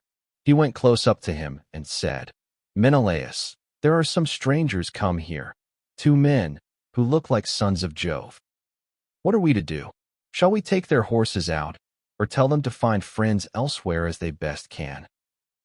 Menelaus was very angry and said, "Eteoneus, son of Boethus, you never used to be a fool, but now you talk like a simpleton. Take their horses out, of course, and show the strangers in that they may have supper. You and I have stayed often enough at other people's houses before we got back here, where heaven grant that we may rest in peace henceforward." So Eteoneus bustled back and bade the other servants come with him. They took their sweating steeds from under the yoke, made them fast to the mangers, and gave them a feed of oats and barley mixed. Then they leaned the chariot against the end wall of the courtyard and led the way into the house. Telemachus and Pisistratus were astonished when they saw it, for its splendor was as that of the sun and moon. Then, when they had admired everything to their heart's content, they went into the bathroom and washed themselves. When the servants had washed them and anointed them with oil, they brought them woolen cloaks and shirts, and the 2 took their seats by the side of Menelaus. A maidservant brought them water in a beautiful golden ewer, and poured it into a silver basin for them to wash their hands, and she drew a clean table beside them. An upper servant brought them bread, and offered them many good things of what there was in the house, while the carver fetched them plates of all manner of meats, and set cups of gold by their side. Menelaus then greeted them, saying, "Fall to, and welcome. When you have done supper I shall ask who you are, for the lineage of such men as you cannot have been lost. You must be descended from a line of scepter-bearing kings, for poor people do not have such sons as you are." On this he handed them 39 apiece of fat roast loin, which had been set near him as being a prime part, and they laid their hands on the good things that were before them. As soon as they had had enough to eat and drink, Telemachus said to the son of Nestor, with his head so close that no one might hear, "Look, Pisistratus, man after my own heart, see the gleam of bronze and gold, of amber, 40 ivory, and silver. Everything is so splendid that it is like seeing the palace of Olympian Jove. I am lost in admiration." Menelaus overheard him and said, "No one, my sons, can hold his own with Jove, for his house and everything about him is immortal. But among mortal men, well, there may be another who has as much wealth as I have, or there may not. But at all events I have traveled much and have undergone much hardship, for it was nearly 8 years before I could get home with my fleet. I went to Cyprus, Phoenicia, and the Egyptians. I went also to the Ethiopians, the Sidonians, and the Erembians, and to Libya, where the lambs have horns as soon as they are born, and the sheep lamb down 3 times a year. Every one in that country, whether master or man, has plenty of cheese, meat, and good milk, for the ewes yield all the year round. But while I was traveling and getting great riches among these people, my brother was secretly and shockingly murdered through the perfidy of his wicked wife, so that I have no pleasure in being lord of all this wealth. Whoever your parents may be, they must have told you about all this, and of my heavy loss in the ruined 41 of a stately mansion fully and magnificently furnished. Would that I had only a third of what I now have, so that I had stayed at home, and all those were living who perished on the plain of Troy, far from Argos. I often grieve, as I sit here in my house, for one and all of them. At times I cry aloud for sorrow, but presently I leave off again, for crying is cold comfort, and one soon tires of it. Yet grieve for these as I may, I do so for one man more than for them all. I cannot even think of him without loathing both food and sleep, so miserable does he make me. For no one of all the Achaeans worked so hard or risked so much as he did. He took nothing by it, and has left a legacy of sorrow to myself, for he has been gone a long time, and we know not whether he is alive or dead. His old father, his long-suffering wife Penelope, and his son Telemachus, whom he left behind him an infant in arms, are plunged in grief on his account." Thus spoke Menelaus, and the heart of Telemachus yearned as he bethought him of his father. Tears fell from his eyes as he heard him thus mentioned, so that he held his cloak before his face with both hands. When Menelaus saw this, he doubted whether to let him choose his own time for speaking, or to ask him at once and find what it was all about. While he was thus in 2 minds, Helen came down from her high vaulted and perfumed room, looking as lovely as Diana herself. Adraste brought her a seat, Alcippe a soft woolen rug, while Philo fetched her the silver workbox which Alcandra, wife of Polybus, had given her. Polybus lived in Egyptian Thebes, which is the richest city in the whole world. He gave Menelaus 2 baths, both of pure silver, 2 tripods, and 10 talents of gold. Besides all this, his wife gave Helen some beautiful presents, to wit, a golden distaff, and a silver workbox that ran on wheels, with a gold band round the top of it. Philo now placed this by her side, full of fine spun yarn, and a distaff charged with violet-colored wool was laid upon the top of it. Then Helen took her seat, put her feet upon the footstool, and began to question her husband. "Do we know, Menelaus," said she, "the names of these strangers who have come to visit us? Shall I guess right or wrong? But I cannot help saying what I think. Never yet have I seen either man or woman so like somebody else. Indeed, when I look at him, I hardly know what to think, as this young man is like Telemachus, whom Ulysses left as a baby behind him, when you Achaeans went to Troy with battle in your hearts, on account of my most shameless self. Break time equals 0. 25s, /. My dear wife, replied Menelaus, I see the likeness just as you do. His hands and feet are just like Ulysses. So is his hair, with the shape of his head and the expression of his eyes. Moreover, when I was talking about Ulysses, and saying how much he had suffered on my account, tears fell from his eyes, and he hid his face in his mantle. Then Pisistratus said, Menelaus, son of Atreus, you are right in thinking that this young man is Telemachus, but he is very modest, and is ashamed to come here and begin opening up discourse with one whose conversation is so divinely interesting as your own. My father, Nestor, sent me to escort him hither, for he wanted to know whether you could give him any counsel or suggestion. A son has always trouble at home when his father has gone away, leaving him without supporters. And this is how Telemachus is now placed, for his father is absent, and there is no one among his own people to stand by him. Bless my heart, replied Menelaus. Then I am receiving a visit from the son of a very dear friend, who suffered much hardship for my sake. I had always hoped to entertain him with most marked distinction when heaven had granted us a safe return from beyond the seas. I should have founded a city for him in Argos, and built him a house. I should have made him leave Ithaca with his goods, his son, and all his people, and should have sacked for them some one of the neighboring cities that are subject to me. We should thus have seen one another continually, and nothing but death could have interrupted so close and happy an intercourse. I suppose, however, that heaven grudged us such great good fortune, for it has prevented the poor fellow from ever getting home at all. Thus did he speak, and his words set them all a-weeping.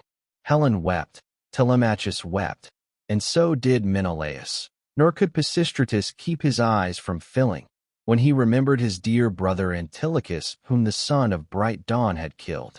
Thereon he said to Menelaus, Sir, my father Nestor, when we used to talk about you at home, told me you were a person of rare and excellent understanding. If, then, it be possible, do as I would urge you. I am not fond of crying while I am getting my supper. Morning will come in due course, and in the forenoon I care not how much I cry for those that are dead and gone. This is all we can do for the poor things. We can only shave our heads for them and wring the tears from our cheeks. I had a brother who died at Troy. He was by no means the worst man there. You are sure to have known him.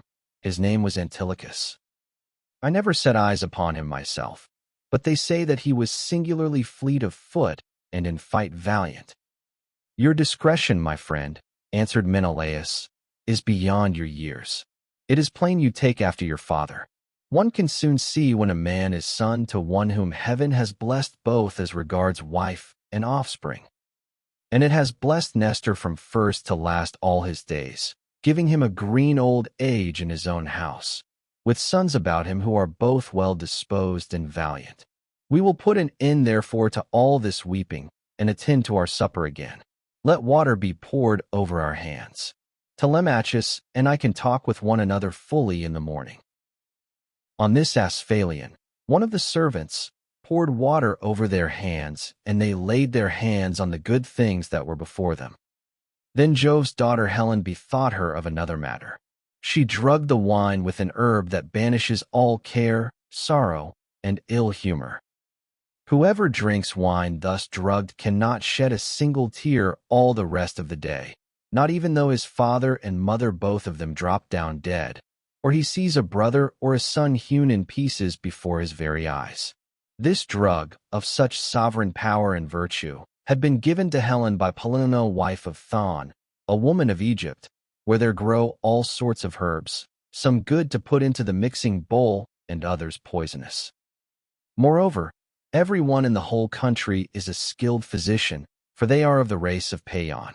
When Helen had put this drug in the bowl, and had told the servants to serve the wine round, she said, Menelaus, son of Atreus, and you my good friends, sons of honorable men, which is as Jove wills, for he is the giver both of good and evil, and can do what he chooses. Feast here as you will, and listen while I tell you a tale in season. I cannot indeed name every single one of the exploits of Ulysses, but I can say what he did when he was before Troy, and you Achaeans were in all sorts of difficulties. He covered himself with wounds and bruises, dressed himself all in rags, and entered the enemy's city looking like a menial or a beggar, and quite different from what he did when he was among his own people. In this disguise he entered the city of Troy, and no one said anything to him. I alone recognized him and began to question him, but he was too cunning for me. When, however, I had washed and anointed him and had given him clothes, and after I had sworn a solemn oath not to betray him to the Trojans till he had got safely back to his own camp and to the ships, he told me all that the Achaeans meant to do. He killed many Trojans and got much information before he reached the Argive camp, for all which things the Trojan women made lamentation. But for my own part one was glad, for my heart was beginning to yearn after my home, and I was unhappy about the wrong that Venus had done me in taking me over there, away from my country, my girl, and my lawful wedded husband, who is indeed by no means deficient either in person or understanding. Then Menelaus said, "All that you have been saying, my dear wife, is true. I have traveled much, and have had much to do with heroes, but I have never seen such another man as Ulysses. What endurance, too, and what courage he displayed within the wooden horse, wherein all the bravest of the Argives were lying in wait to bring death and destruction upon the Trojans. 43 At that moment you came up to us. Some god who wished well to the Trojans must have set you on to it, and you had Deiphobus with you. 3 times did you go all round our hiding place and pat it. You called our chiefs each by his own name, and mimicked all our wives, Diomed, Ulysses, and I from our seats inside heard what a noise you made.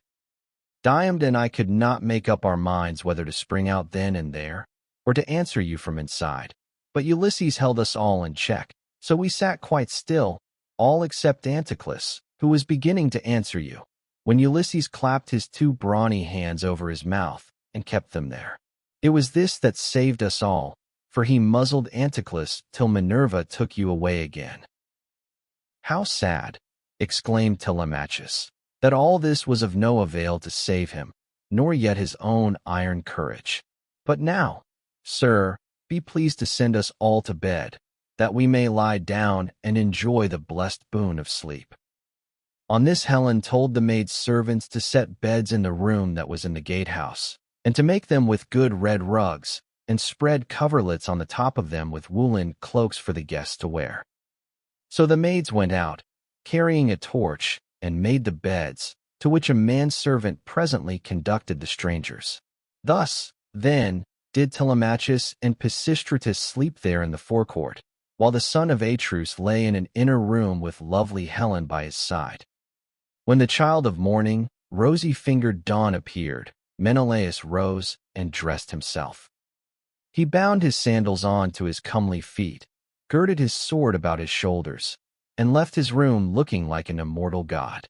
Then, taking a seat near Telemachus, he said, "And what, Telemachus, has led you to take this long sea voyage to Lacedaemon? Are you on public or private business? Tell me all about it." "I have come, sir," replied Telemachus, "to see if you can tell me anything about my father. I am being eaten out of house and home.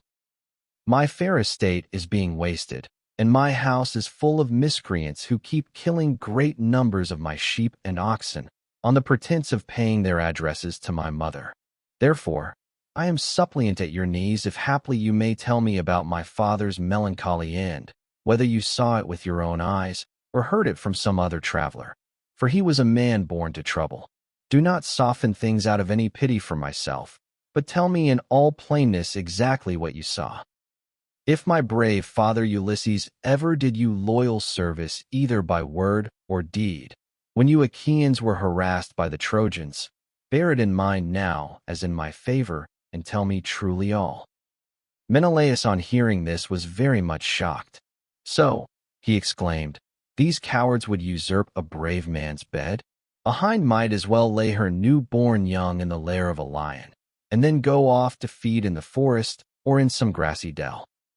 The lion, when he comes back to his lair, will make short work with the pair of them, and so will Ulysses with these suitors. By Father Jove, Minerva, and Apollo, if Ulysses is still the man that he was when he wrestled with Philomelides in Lesbos, and threw him so heavily that all the Achaeans cheered him, if he is still such and were to come near these suitors, they would have a short shrift and a sorry wedding. As regards your questions, however, I will not prevaricate nor deceive you, but will tell you without concealment all that the old man of the sea told me. I was trying to come on here, but the gods detained me in Egypt, for my hecatombs had not given them full satisfaction, and the gods are very strict about having their dues. Now off Egypt, about as far as a ship can sail in a day with a good stiff breeze behind her, there is an island called Pharos. It has a good harbor from which vessels can get out into open sea when they have taken in water, and here the gods becalmed me 20 days without so much as a breath of fair wind to help me forward. We should have run clean out of provisions, and my men would have starved, if a goddess had not taken pity upon me and saved me in the person of Idothea, daughter to Proteus, the old man of the sea, for she had taken a great fancy to me. She came to me one day when I was by myself, as I often was, for the men used to go with their barbed hooks all over the island in the hope of catching a fish or two to save them from the pangs of hunger. "Stranger," said she, "it seems to me that you like starving in this way. At any rate, it does not greatly trouble you, for you stick here day after day, without even trying to get away, though your men are dying by inches." "Let me tell you," said I, "whichever of the goddesses you may happen to be, that I am not staying here of my own accord, but must have offended the gods that live in heaven. Tell me, therefore, for the gods know everything, which of the immortals it is that is hindering me in this way, and tell me also how I may sail the sea so as to reach my home." "Stranger," replied she, "I will make it all quite clear to you. There is an old immortal who lives under the sea hereabouts, and whose name is Proteus. He is an Egyptian, and people say he is my father. He is Neptune's head man and knows every inch of ground all over the bottom of the sea. If you can snare him and hold him tight, he will tell you about your voyage, what courses you are to take, and how you are to sail the sea so as to reach your home. He will also tell you, if you so will, all that has been going on at your house, both good and bad, while you have been away on your long and dangerous journey." "Can you show me," said I, "some stratagem by means of which I may catch this old god without his suspecting it and finding me out? For a god is not easily caught, not by a mortal man." "Stranger," said she, "I will make it all quite clear to you. About the time when the sun shall have reached mid-heaven, the old man of the sea comes up from under the waves, heralded by the west wind that furs the water over his head. As soon as he has come up, he lies down and goes to sleep in a great sea cave, where the seals, Halison's chickens as they call them, come up also from the gray sea, and go to sleep in shoals all round him, and a very strong and fish-like smell do they bring with them. 44 early tomorrow morning I will take you to this place, and will lay you in ambush. Pick out, therefore, the 3 best men you have in your fleet, and I will tell you all the tricks that the old man will play you. First he will look over all his seals and count them. Then, when he has seen them and tallied them on his 5 fingers, he will go to sleep among them, as a shepherd among his sheep. The moment you see that he is asleep, seize him. Put forth all your strength and hold him fast, for he will do his very utmost to get away from you. He will turn himself into every kind of creature that goes upon the earth, and will become also both fire and water. But you must hold him fast and grip him tighter and tighter till he begins to talk to you and comes back to what he was when you saw him go to sleep. Then you may slacken your hold and let him go. And you can ask him which of the gods it is that is angry with you, and what you must do to reach your home over the seas." Having so said, she dived under the waves, whereon I turned back to the place where my ships were ranged upon the shore, and my heart was clouded with care as I went along. When I reached my ship, we got supper ready, for night was falling, and camped down upon the beach. When the child of morning, rosy-fingered dawn appeared, I took the 3 men on whose prowess of all kinds I could most rely, and went along by the seaside, praying heartily to heaven. Meanwhile the goddess fetched me up 4 seal skins from the bottom of the sea, all of them just skinned, for she meant playing a trick upon her father. Then she dug 4 pits for us to lie in, and sat down to wait till we should come up. When we were close to her, she made us lie down in the pits one after the other, and threw a seal skin over each of us.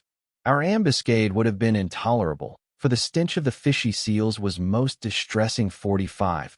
Who would go to bed with a sea monster if he could help it? But here, too, the goddess helped us, and thought of something that gave us great relief, for she put some ambrosia under each man's nostrils, which was so fragrant that it killed the smell of the seals. 46. We waited the whole morning and made the best of it, watching the seals come up in hundreds to bask upon the seashore, till at noon the old man of the sea came up too, and when he had found his fat seals he went over them and counted them. We were among the first he counted, and he never suspected any guile, but laid himself down to sleep as soon as he had done counting. Then we rushed upon him with a shout and seized him. On which he began at once with his old tricks, and changed himself first into a lion with a great mane. Then all of a sudden he became a dragon, a leopard, a wild boar. The next moment he was running water, and then again directly he was a tree, but we stuck to him and never lost hold, till at last the cunning old creature became distressed, and said, "Which of the gods was it, son of Atreus, that hatched this plot with you for snaring me and seizing me against my will? What do you want?" "You know that yourself, old man," I answered. "You will gain nothing by trying to put me off. It is because I have been kept so long in this island, and see no sign of my being able to get away. I am losing all heart. Tell me, then, for you gods know everything, which of the immortals it is that is hindering me, and tell me also how I may sail the sea so as to reach my home." "Then," he said, "if you would finish your voyage and get home quickly, you must offer sacrifices to Jove and to the rest of the gods before embarking. For it is decreed that you shall not get back to your friends and to your own house, till you have returned to the heaven-fed stream of Egypt and offered holy hecatombs to the immortal gods that reign in heaven. When you have done this, they will let you finish your voyage." I was broken-hearted when I heard that I must go back all that long and terrible voyage to Egypt. 47. "Nevertheless," I answered, "I will do all, old man, that you have laid upon me. But now tell me, and tell me true, whether all the Achaeans whom Nestor and I left behind us when we set sail from Troy have got home safely, or whether any one of them came to a bad end either on board his own ship or among his friends when the days of his fighting were done." "Son of Atreus," he answered, "why ask me? You had better not know what I can tell you, for your eyes will surely fill when you have heard my story.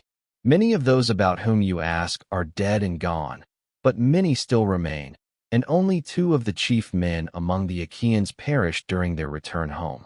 As for what happened on the field of battle, you were there yourself. A 3rd Achaean leader is still at sea, alive, but hindered from returning. Ajax was wrecked, for Neptune drove him on to the great rocks of Gyre.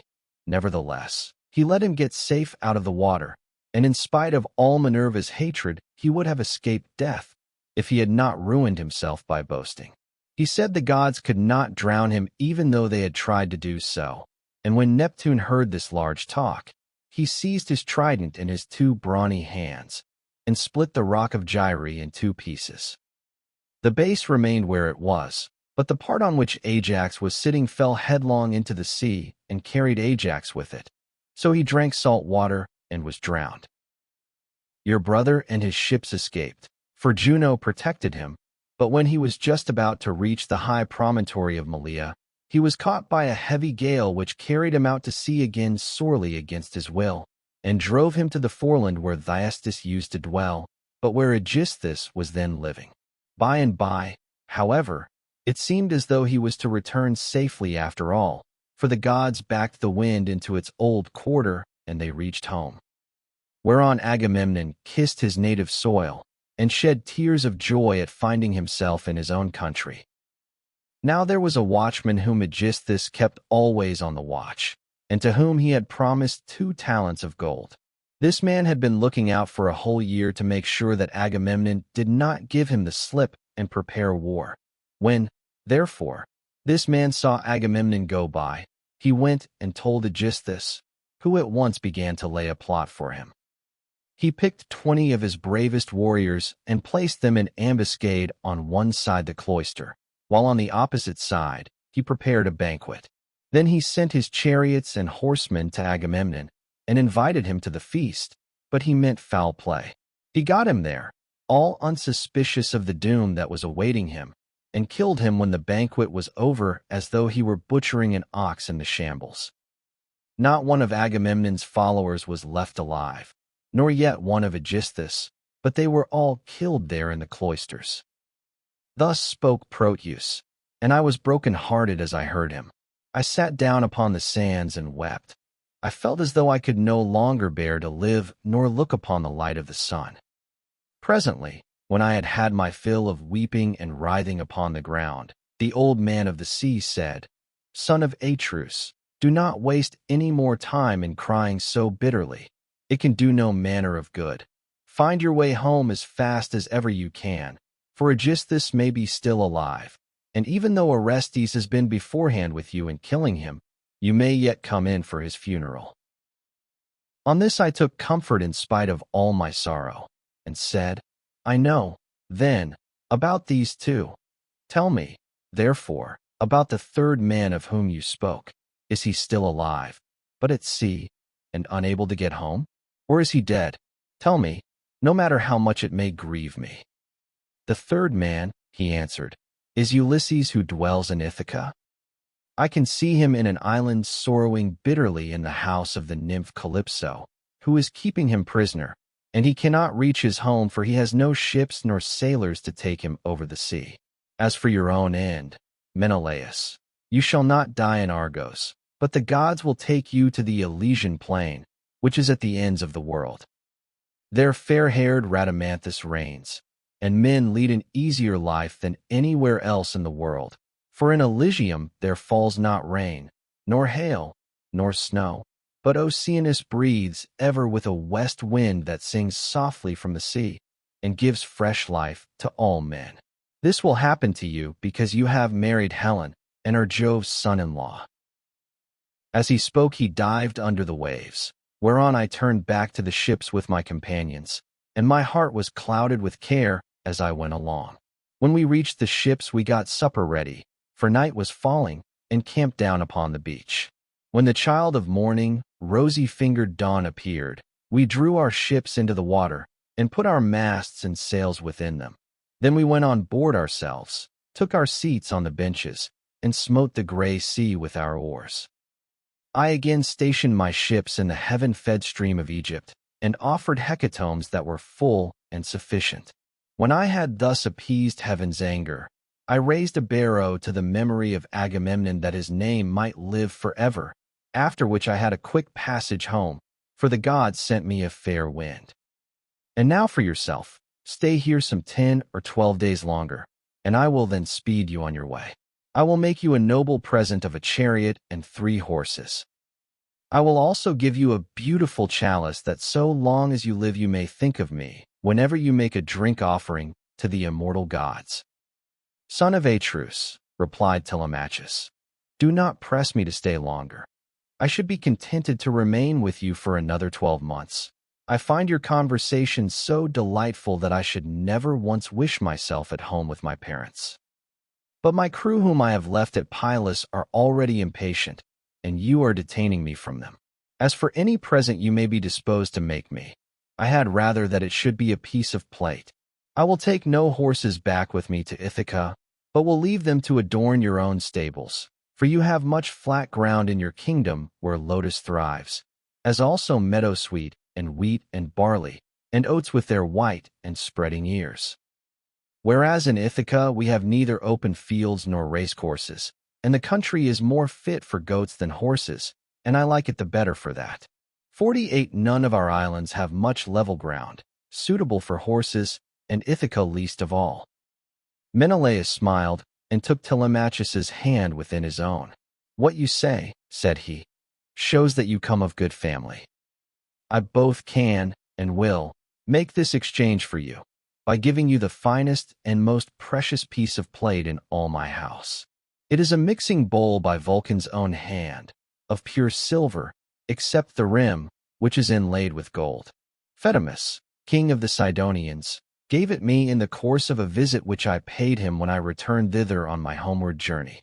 I will make you a present of it." Thus did they converse, and guests kept coming to the king's house. They brought sheep and wine, while their wives had put up bread for them to take with them. So they were busy cooking their dinners in the courts. Point 49. Meanwhile, the suitors were throwing discs or aiming with spears at a mark on the leveled ground in front of Ulysses' house, and were behaving with all their old insolence. Antinous and Eurymachus, who were their ringleaders and much the foremost among them all, were sitting together when Nomon son of Phronius came up and said to Antinous, "Have we any idea, Antinous, on what day Telemachus returns from Pylos? He has a ship of mine, and I want it, to cross over to Elis. I have 12 brood mares there with yearling mule foals by their side not yet broken in, and I want to bring one of them over here and break him." They were astounded when they heard this, for they had made sure that Telemachus had not gone to the city of Neleus. They thought he was only away somewhere on the farms, and was with the sheep, or with the swineherd. So Antinous said, "When did he go? Tell me truly, and what young men did he take with him? Were they freemen or his own bondsmen, for he might manage that too? Tell me also, did you let him have the ship of your own free will because he asked you, or did he take it without your leave?" "I lent it him," answered Nomon. "What else could I do when a man of his position said he was in a difficulty and asked me to oblige him? I could not possibly refuse. As for those who went with him, they were the best young men we have, and I saw Mentor go on board as captain, or some god who was exactly like him. I cannot understand it, for I saw Mentor here myself yesterday morning, and yet he was then setting out for Pylos." Nomon then went back to his father's house, but Antinous and Eurymachus were very angry. They told the others to leave off playing, and to come and sit down along with themselves. When they came, Antinous son of Eupedes spoke in anger. His heart was black with rage, and his eyes flashed fire as he said, "Good heavens! This voyage of Telemachus is a very serious matter. We had made sure that it would come to nothing, but the young fellow has got away in spite of us, and with a picked crew too.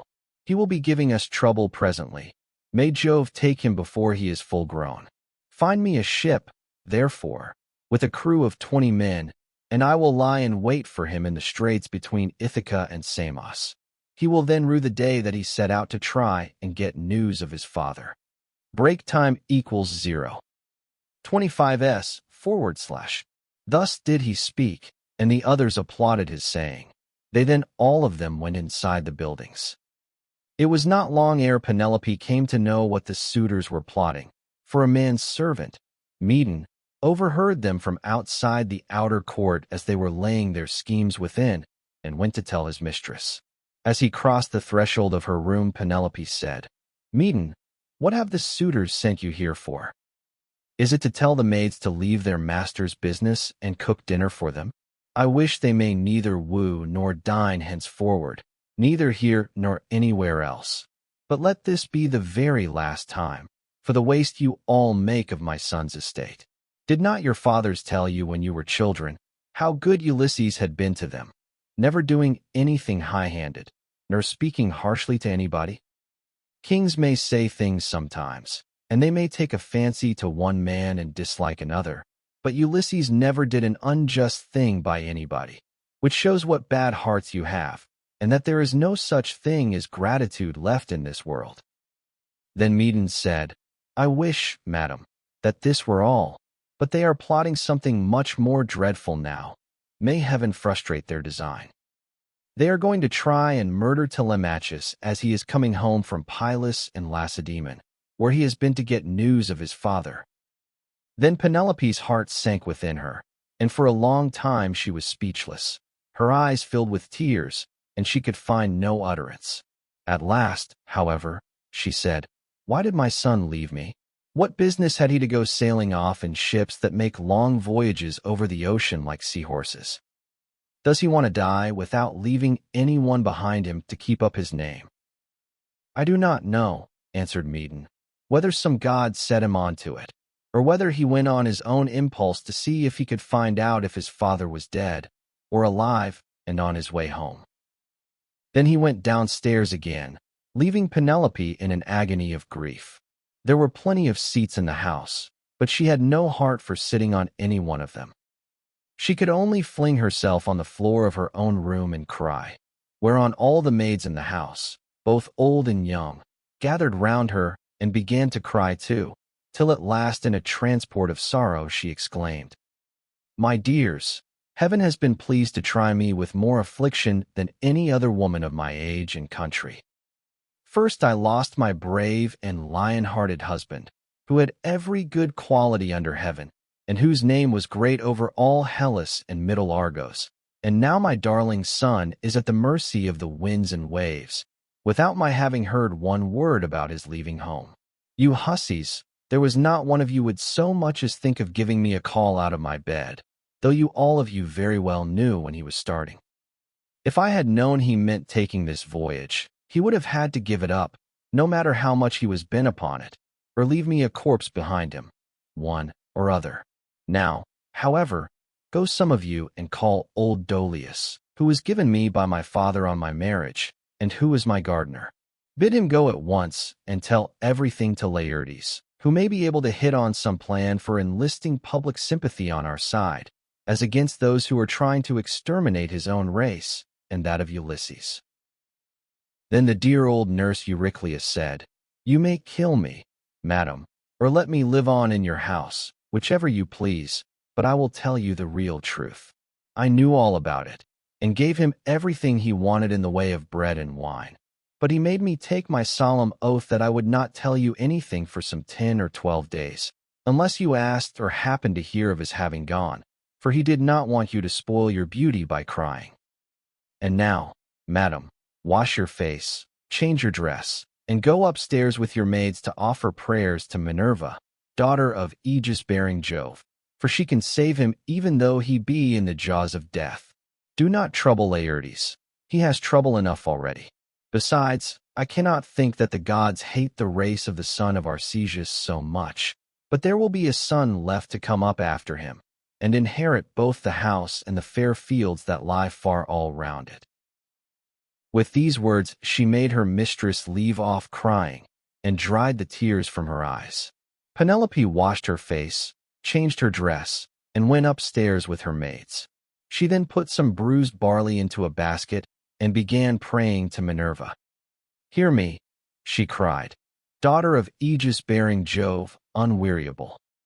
If ever Ulysses while he was here burned you fat thigh bones of sheep or heifer, bear it in mind now as in my favor, and save my darling son from the villainy of the suitors." She cried aloud as she spoke, and the goddess heard her prayer. Meanwhile the suitors were clamorous throughout the covered cloister, and one of them said, "The queen is preparing for her marriage with one or other of us. Little does she dream that her son has now been doomed to die." This was what they said, but they did not know what was going to happen. Then Antinous said, "Comrades, let there be no loud talking, lest some of it get carried inside. Let us be up and do that in silence, about which we are all of a mind." He then chose 20 men, and they went down to their ship and to the seaside. They drew the vessel into the water and got her mast and sails inside her. They bound the oars to the thole pins with twisted thongs of leather, all in due course, and spread the white sails aloft, while their fine servants brought them their armor. Then they made the ship fast a little way out, came on shore again, got their suppers, and waited till night should fall. But Penelope lay in her own room upstairs, unable to eat or drink, and wondering whether her brave son would escape, or be overpowered by the wicked suitors. Like a lioness caught in the toils with huntsmen hemming her in on every side, she thought and thought till she sank into a slumber, and lay on her bed bereft of thought and motion. Then Minerva bethought her of another matter, and made a vision in the likeness of Penelope's sister Iphthime, daughter of Icarius, who had married Eumelus and lived in Pheræ. She told the vision to go to the house of Ulysses, and to make Penelope leave off crying. So it came into her room by the hole through which the thong went for pulling the door to, and hovered over her head, saying, "You are asleep, Penelope. The gods who live at ease will not suffer you to weep and be so sad. Your son has done them no wrong, so he will yet come back to you." Penelope, who was sleeping sweetly at the gates of dreamland, answered, "Sister, why have you come here? You do not come very often, But I suppose that is because you live such a long way off. Am I, then, to leave off crying and refrain from all the sad thoughts that torture me? I, who have lost my brave and lion-hearted husband, who had every good quality under heaven, and whose name was great over all Hellas and Middle Argos. And now my darling son has gone off on board of a ship, a foolish fellow who has never been used to roughing it, nor to going about among gatherings of men. I am even more anxious about him than about my husband. I am all in a tremble when I think of him, lest something should happen to him, either from the people among whom he has gone, or by sea, for he has many enemies who are plotting against him, and are bent on killing him before he can return home. Then the vision said, Take heart, and be not so much dismayed. There is one gone with him whom many a man would be glad enough to have stand by his side, I mean Minerva. It is she who has compassion upon you, and who has sent me to bear you this message. Then, said Penelope, if you are a god or have been sent here by divine commission, tell me also about that other unhappy one. Is he still alive, or is he already dead and in the house of Hades? And the vision said, I shall not tell you for certain whether he is alive or dead, and there is no use in idle conversation. Then it vanished through the thong-hole of the door and was dissipated into thin air. But Penelope rose from her sleep refreshed and comforted, so vivid had been her dream. Meantime the suitors went on board and sailed their ways over the sea, intent on murdering Telemachus. Now there is a rocky islet called Asteris, of no great size, in mid-channel between Ithaca and Samos, and there is a harbor on either side of it where a ship can lie. Here then the Achaeans placed themselves in ambush. As this first part of the Odyssey comes to a close, we leave a world where Telemachus has finally stepped into his father's shadow, where the suitors tighten their grip on Ithaca, and where whispers of distant gods begin to shape the fate of mortals. Yet everything we have heard so far is only the preparation for what lies ahead. In Part 2, the story shifts toward the man whose name echoes across every shore, Odysseus himself, and the long, winding path that kept him from home. We will enter the storms that nearly broke him, the islands where temptation and danger blend together, and the moments where hope flickers only to be threatened again by forces far greater than any single man. If Part 1 set the stage, Part 2 unleashes the world that has been waiting behind the veil of rumor and memory. The journey becomes larger, stranger, more perilous, and far more revealing. So if you've enjoyed this first chapter of the epic, make sure to like, subscribe, and return for the next installment, because the heart of the Odyssey awakens in Part 2, and the real adventure is only just beginning.